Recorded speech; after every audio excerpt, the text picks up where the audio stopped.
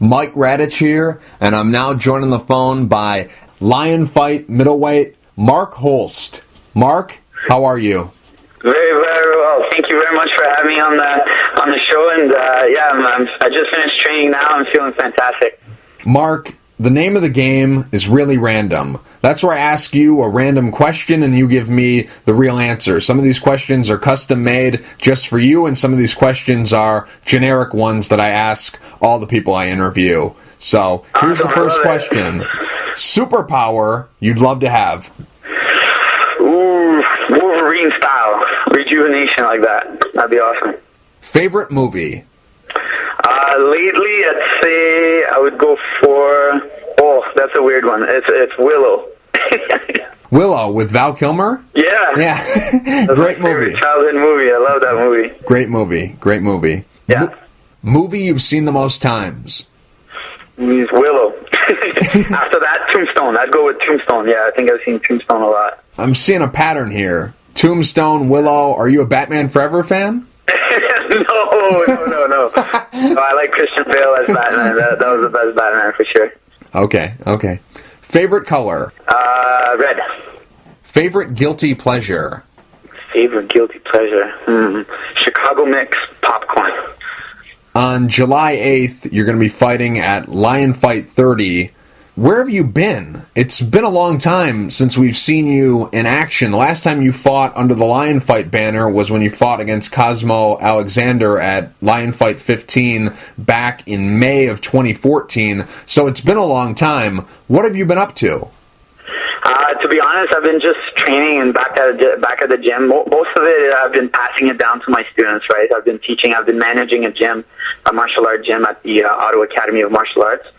So that's my full-time work. So I've been really growing the team at the new gym that I'm managing here, and we're doing really good at the gym. So now that I got the gym, up on its feet, and found myself some time to, and I got a little bit hungry for a fight. I still got lots down the basement, so I figured, like Lion Fight gave me a call to my manager, and I don't want to miss out on good opportunities like that to be able to get back in the ring. I'm only 30 years old, so I know it's been a while, but I think I just been sharpening my tools and teaching and training a lot, but taking whatever comes at me. So if I'm not chasing for fights, but if the opportunity is there, I'll definitely take it. So yeah, it has been a while, so I'm excited to get back in there.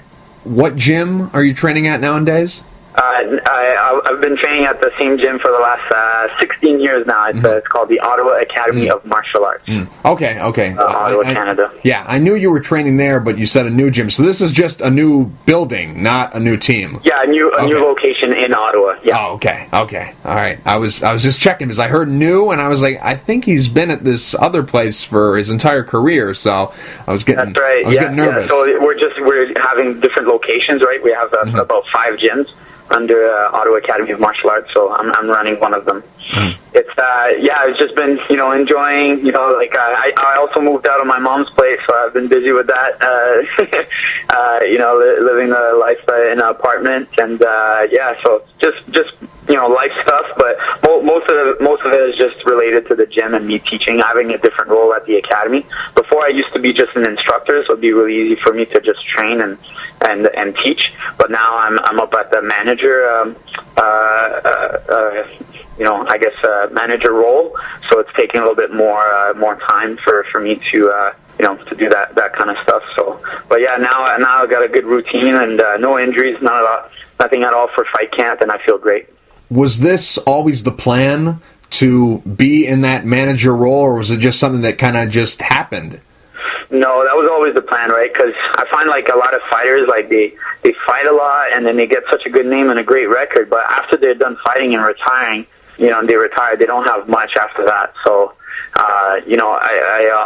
my instructor, Pat Cooligan, always tell me, like, think of the future, when you're done fighting, what are you going to do, right? So that's why I'm immersing myself now in learning how to run a martial art gym, and I don't want to work the construction job or, the government job. I want to stay with martial arts. I love teaching kids. So it's really my passion. So I want to make sure once I do retire fighting, that I have a good job and I can continue, living my passion and keep teaching martial arts and passing it down to the students. You're fighting Kai Hollenbeck. What are your thoughts about him as an opponent? Kai is a very, very reputable Muay Thai fighter. He's fought some really big names, and he's got probably, I think, twice the experience I got in the ring. So, yeah, he's very experienced. He's got a really big name, so I'm super excited. Just like the Lion fight I took 2 years ago with Cosmo. Cosmo Alexander is such a popular and very good fighter, so I don't shy away from big fights or big names, and, I'm a fighter, right? So I love to do what I do. I love to go in the ring and showcase my skills and put on a good show for everybody. So I'm really excited to fight Kai. And I heard that he's really aggressive too. So that'll be a good fight for both of us because we're both very aggressive fighters. So that's good. Were you surprised that Lion Fight gave you a high-profile fight after being away for 2 years? Because here you are, you fought in May of 2014 against Cosmo Alexander at Lion Fight 15, and then you leave for 2 years, and now you come back and you got Kai Hollenbeck, a guy who's very well known. So were you surprised when you got a main event slot for Lion Fight after 2 years away? Yeah, so it was pretty much... my manager just called me and said, I think they need a replacement. I think he was supposed to fight the champion, Joe Nanawat, and I think he got injured, so I think I'm a replacement. So, yeah, I was excited, to just fight. I didn't even know who I was fighting. I just said yes to fighting main event online fight again.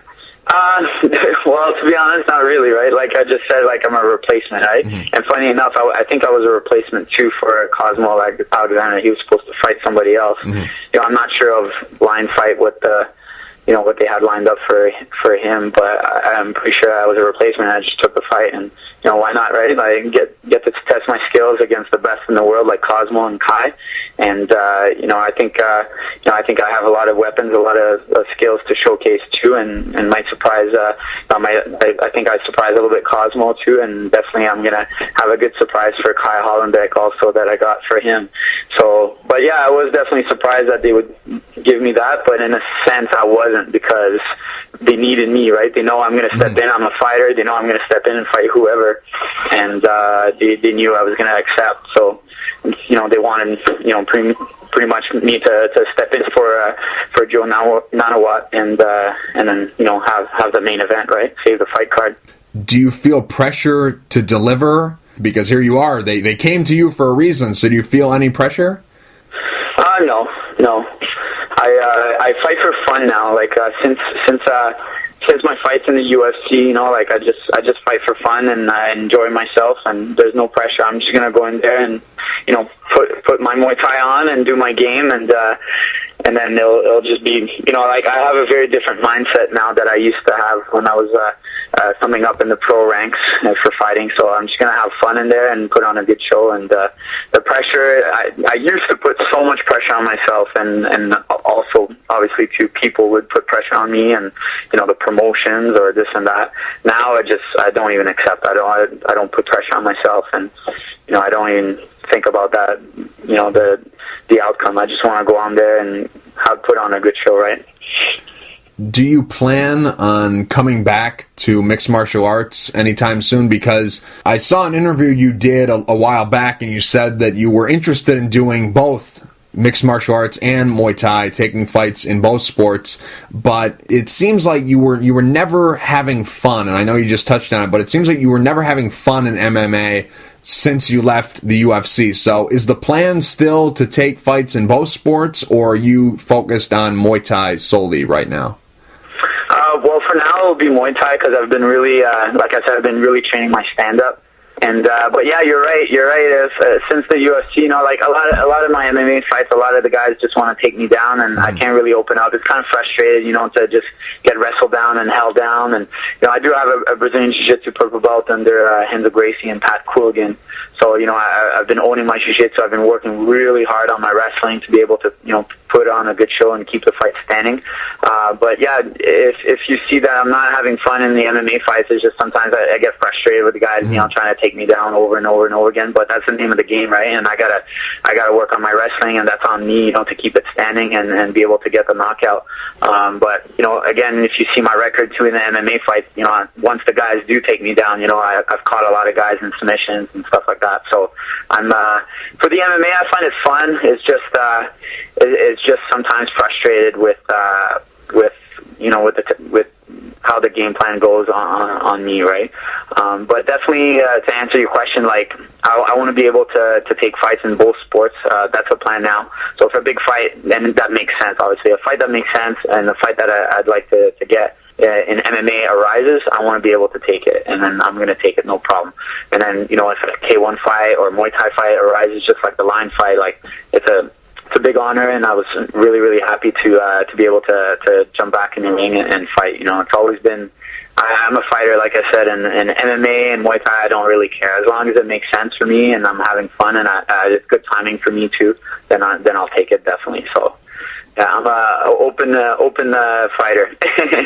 You took this fight as a replacement, and your last fight you took as a replacement.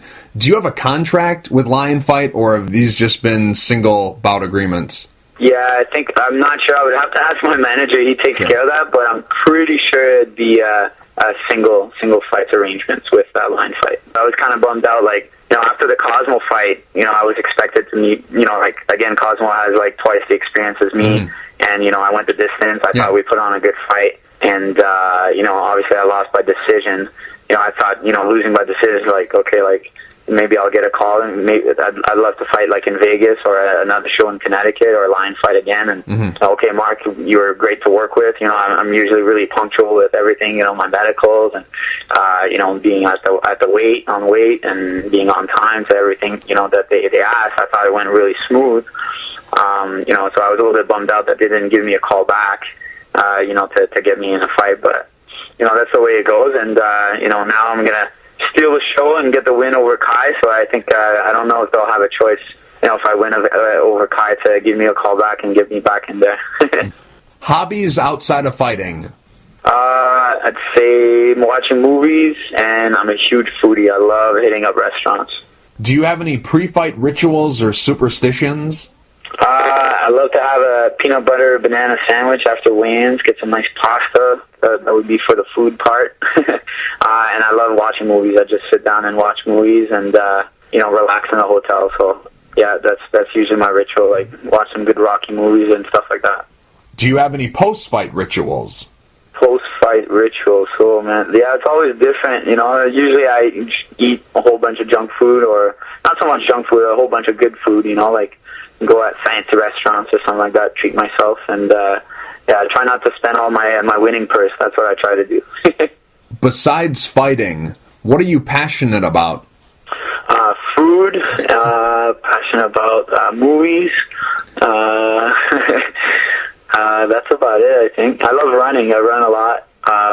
But yeah, my passion is really teaching martial arts, right? So yeah, I guess you could say teaching, right? If I'm not training and if I'm not fighting, I'm teaching martial arts. I love teaching kids, passing it down to the next generation, or holding pads for the fighters, the up and coming, amateur fighters. We have some great amateur fighters here at the academy.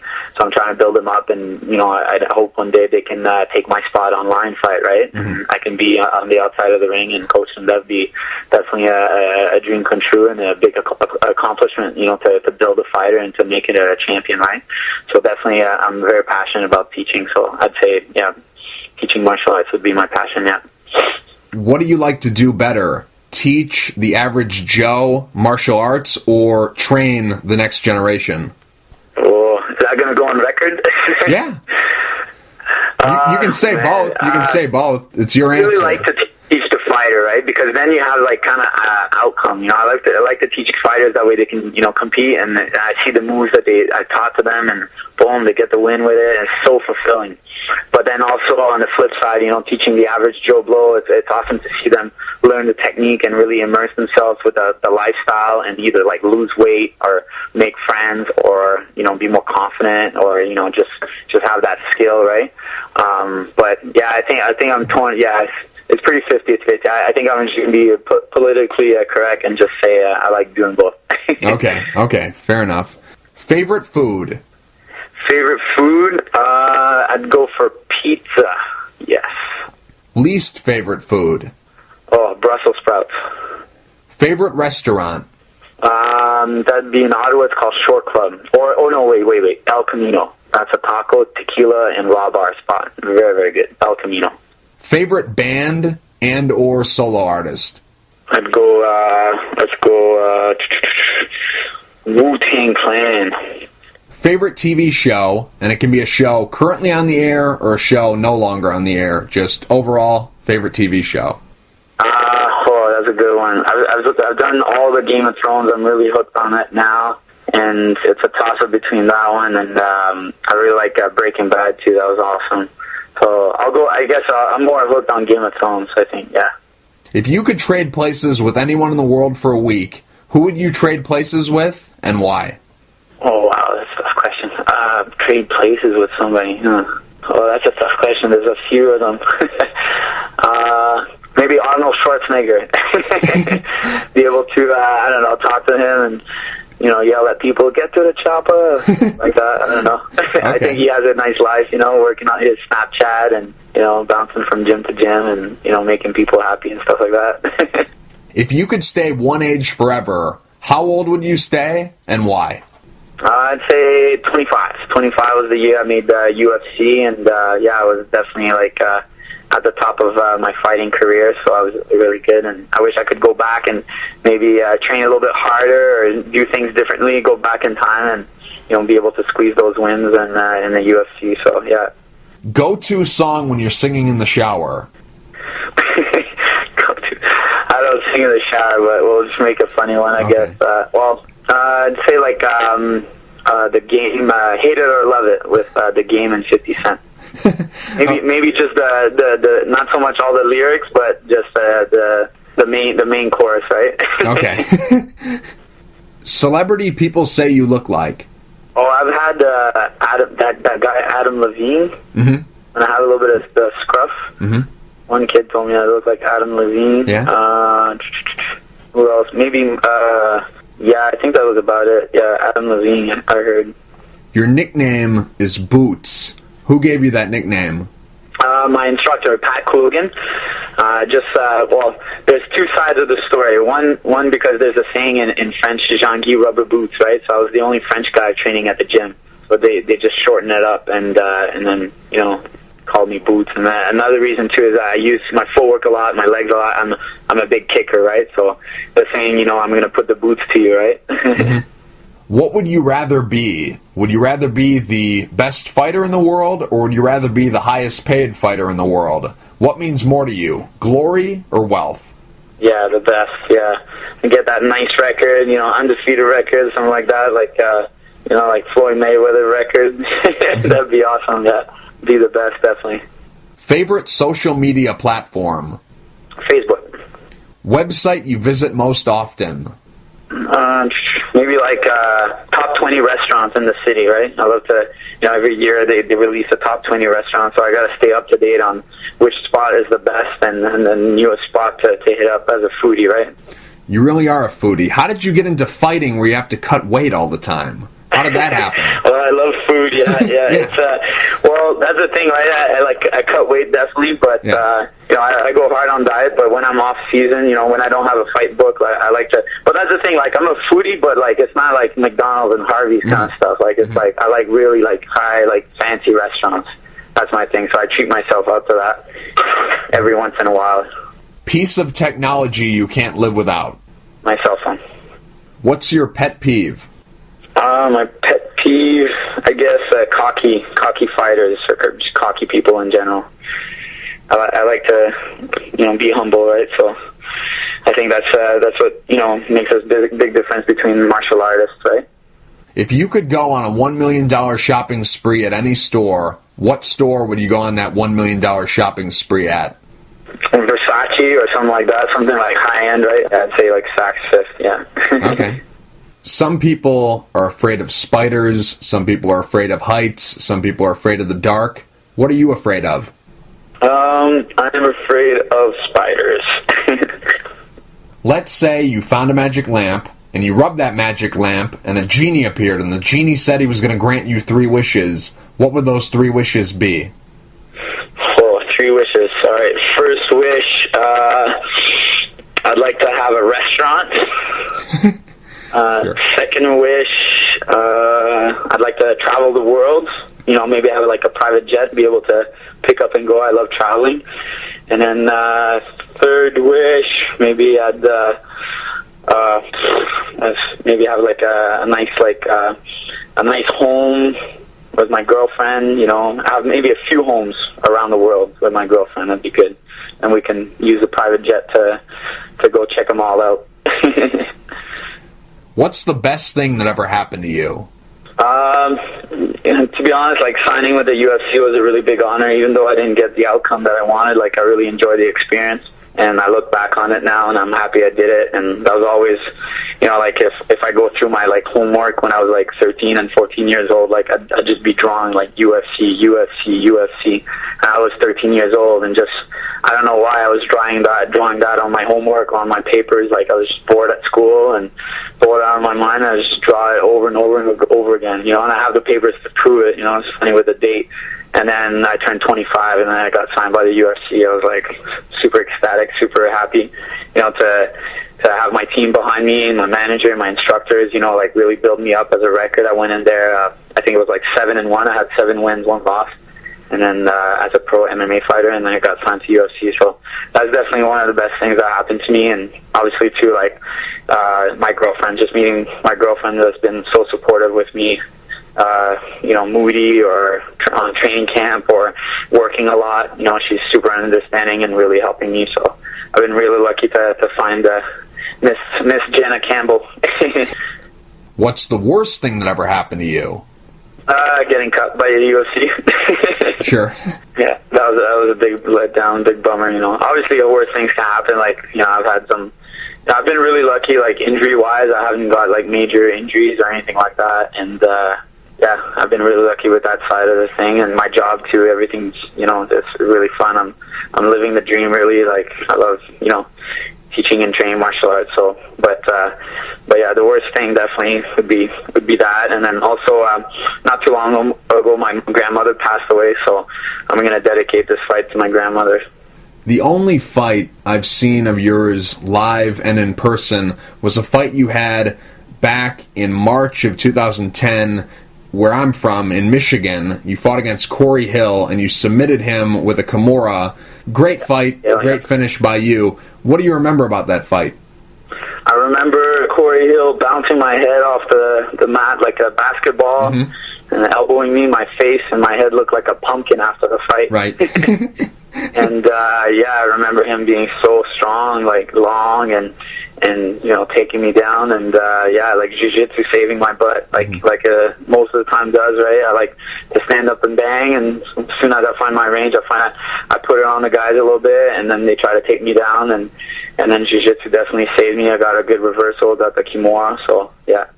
That was one of the tough fight that I took. That, you know, I had to, you know, get some heart going on there, even though I was like tired and being smothered and, you know, maybe like half knocked out. I had to persevere and keep fighting, right? Mm-hmm.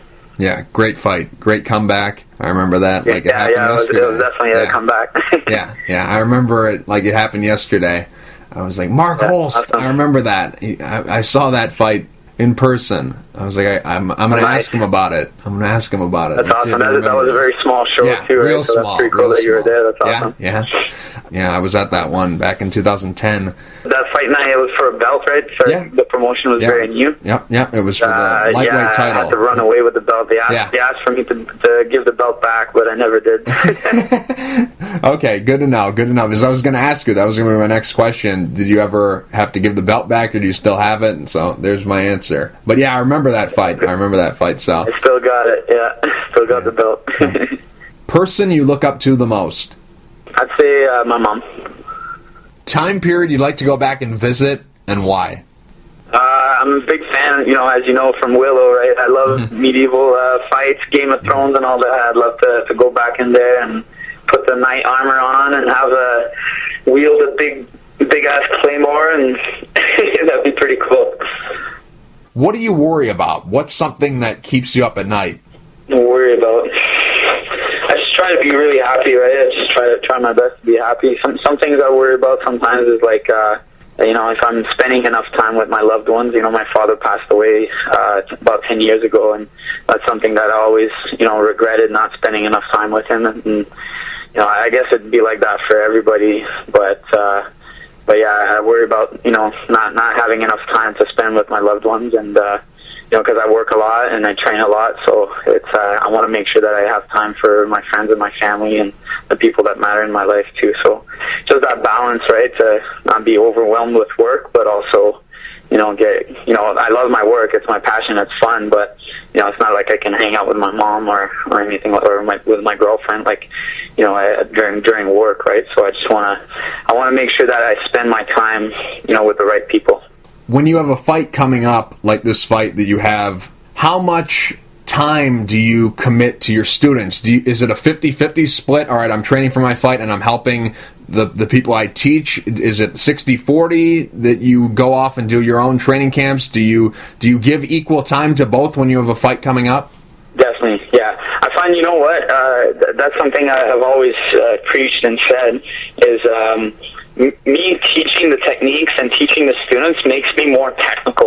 Mm-hmm. Every day my job is to, just like you said, grab the average Joe Blow mm-hmm. or this young kid mm-hmm. and get him to kick perfectly. So I got to figure out ways to communicate that, and I got to break down the movements, and I have to break down the technique. So I find the reason that, like full-time fighters, they don't hold the pads, they don't train, they don't teach, they just show up and they just smash the pads, they do what the trainer says, and they get a workout, and that's it, right? They perfect their technique, that's okay, right? But they're missing that side of teaching martial arts, and I think I owe me being a technical fighter, to that side of the job, of my job, teaching martial arts. So, yeah, it's definitely, yeah.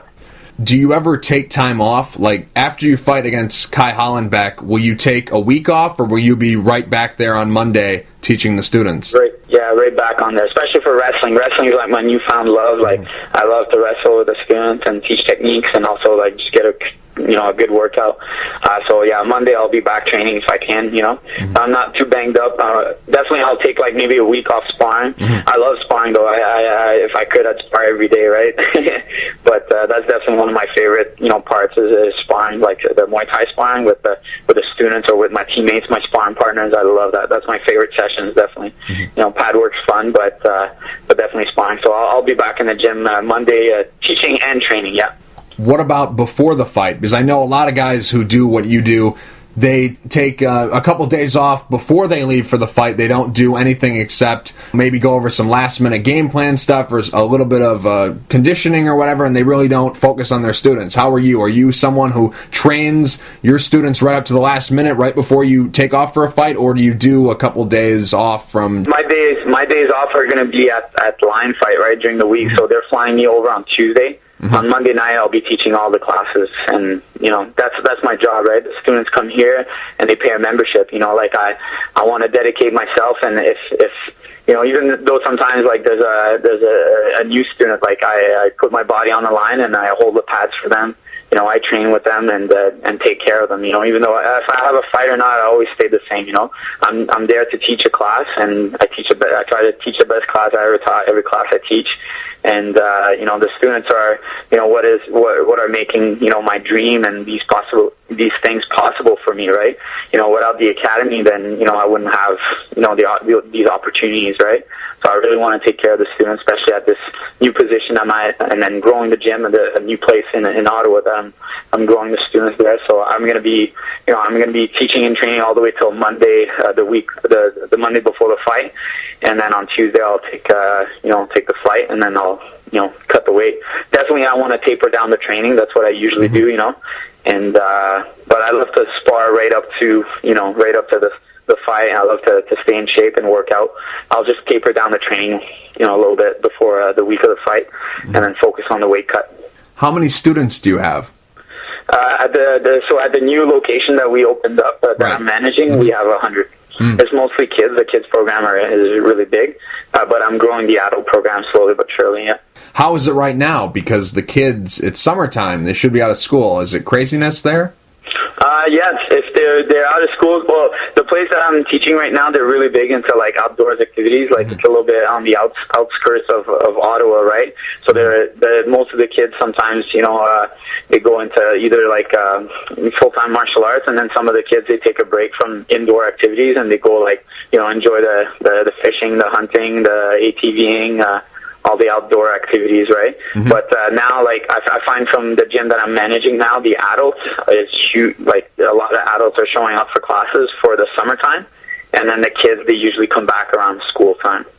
And who's been helping you get ready for this fight? Who are some of your training partners? So my main instructor, my main coach and pad holder is Crew Jeff Harrison. Mm-hmm. Crew Jeff has really helped me in my game through fight camps after fight camps. So I'm really happy to have him in my corner and be training me for the fight. Also, I have some of the guys like Ty. He's been helping me out a lot for the sparring and training and running the hills. And then I have another one and then that's about it. Yeah. Who's going to be cornering you for the fight? It's going to be my good friend Nick Castiglia. Just one? My instructor, Pat Coolian. Oh, okay. My main instructor, my manager, Pat Coolian, yeah. Best advice you ever given through life, and best advice you ever given through fighting, and who gave it to you? Enzo Gracie told me not to give out any opportunities, and fighting is what the best thing a man can do, right? Mm-hmm. Getting into martial arts and doing fighting, you get to find out a lot about yourself.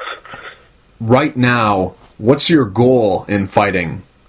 Take one fight at a time, and now my last fight was a loss, so my goal right now is to get back on the winning track. I'd love to get on win. It feels great. That loss against Cosmo still haunts me for the last 2 years. Like it really sticks to me.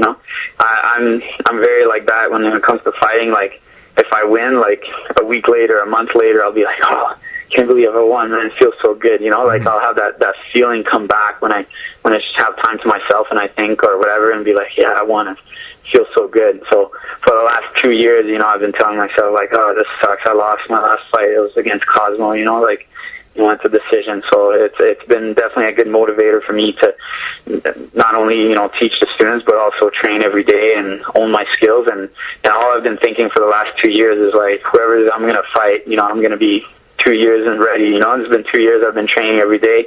I'm not ring rusty. I spar. Like I said, I love sparring. I'm keeping sharp with all our fighters here. And, I can't wait to get back in a fight. Yeah. Number one thing on your bucket list? Right now on my bucket list would be to go to Denmark. On my father's side, they're from Denmark, so I always wanted to go visit. I have the Viking heritage. What's your hidden talent? I'm a very good chess player. I've been to chess tournaments. Really? Yeah. Chess tournaments. And you're beating people up. So That's it, yeah. And I'm a really good badminton player, too. Really? I love badminton. That's a great sport. Love badminton. Played it all the time in high school. Yeah. Yeah. If you could change one thing about the world, what would you change and why? Oh, well, I guess I could go with peace and love. Go back to the hippie days, Everybody just get along, and there's so many things going on now in the world. It's hard for...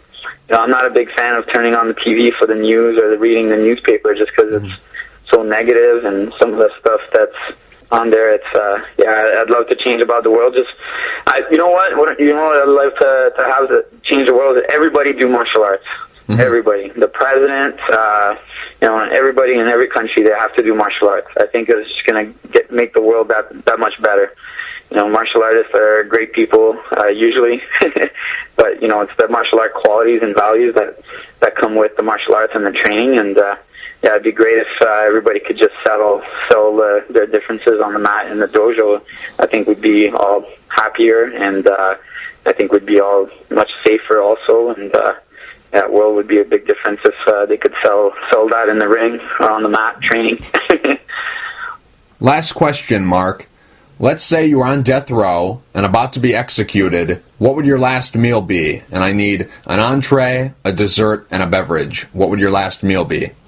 I'll start with the beef carpaccio, and then I'll go for the Oscar, a steak, maybe 16-ounce sirloin steak, medium, with a lobster tail and a side of garlic mashed potatoes.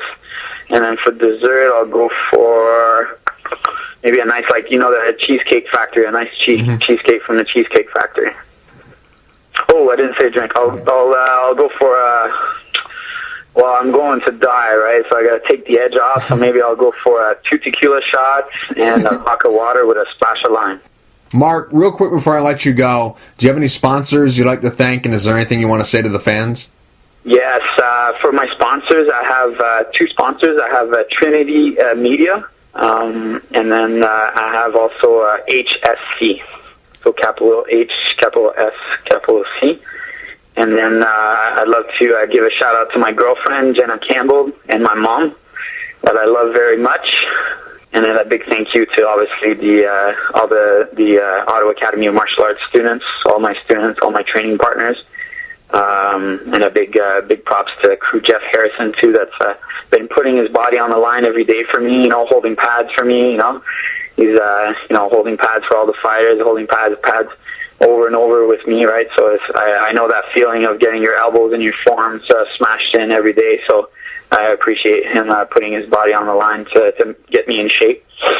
And then to the fans, I can't wait to get back in the ring. And I love Muay Thai, and I'm going to put on a good Muay Thai show. Me and Kyle are going to steal a show, and my goal is for none of the fans to be sitting for the whole fight. Everybody gets standing up and cheering and watching the fight go down. Mark, thank you for taking the time to talk. I really appreciate it. Good luck July 8th at Lion Fight 30 against Kai Hollenbeck. No problem. Thank you so much, and have a good night too. Take care of yourself.